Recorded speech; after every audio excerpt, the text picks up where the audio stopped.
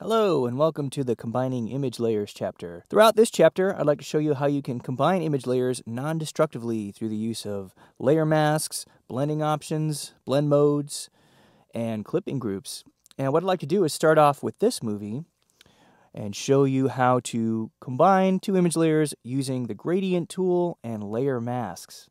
So let's double click here in Bridge in the content panel on the Chapter 7 folder. And then we're going to go into the Gradient Blending with Layer Masks folder by double-clicking. And we'll select citydancers.tiff, double-click that to open it up in Photoshop. If we look over in the Layers palette, I currently have this minimized. In the dock, I'm going to go ahead and expand this out by clicking its icon. You can see we have two image layers. We have the Dancers layer, which we're currently viewing, and that's completely covering up the background layer, which is this city image here. Okay, so what we want to do is we want to blend these two images together so that one, the Dancers, fades from left to right into the city layer here. In order to do this, we can use a gradient and a layer mask. So what I'm going to do is turn on the visibility again for the Dancers layer. That's completely covering up the background layer now. I'm going to click on the layer mask icon right here to add a layer mask to that layer. And now what I'd like to do is switch to the gradient tool. I already have it selected over here in the tools palette. If you don't have it selected, you can press G on your keyboard to access it quickly. And then up here in the tools palette is where you can select the different types of gradients. Notice we have all these buttons over here on the right.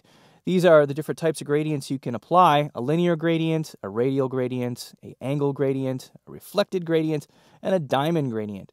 Well, we're not really going to do anything too fancy here. We're just going to stick with plain old linear gradient, and we can choose the gradient that we want to apply by clicking on this down arrow here. That brings up our preset list. We're viewing the basic gradients. Now we can choose one of two gradients here and it'll work just fine.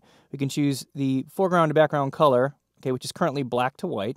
Those are our default foreground and background colors. Or we can choose the foreground to transparent option. Either one will work just fine here.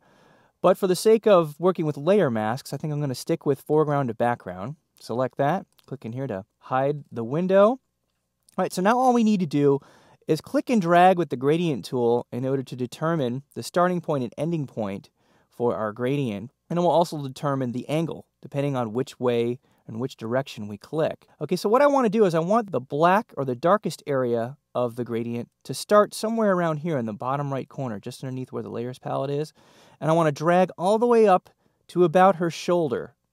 Okay, so basically what we're doing is we're applying a black to white gradient in the layer mask that's going to cause a fade out to in from bottom right corner to upper left corner. All right, so I'll show you what I mean. I'm going to click and then drag. You see the line that I'm pulling out? That's Photoshop's way of showing us which direction we're going with our gradient. I'm up here in the shoulder area, and then I'm going to let go of the mouse button, and you can see what we've done.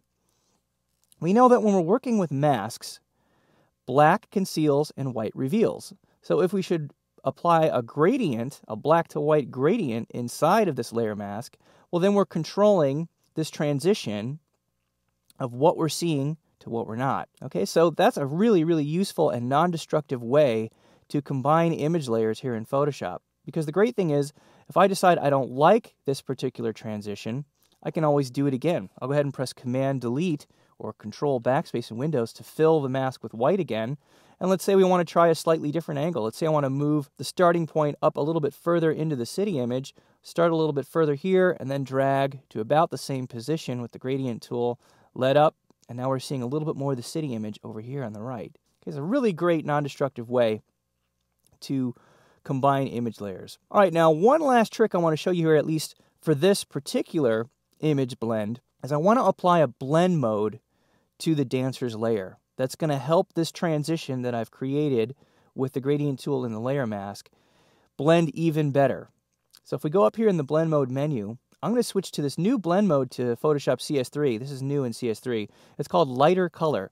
It sort of works like the lighten blend mode, which sort of works like a much tamer version of screen, and it emphasizes the lighter colors that you're blending, okay? So I'm going to choose lighter color, and that's going to cause all the lighter colors in the city image underneath to really pop through.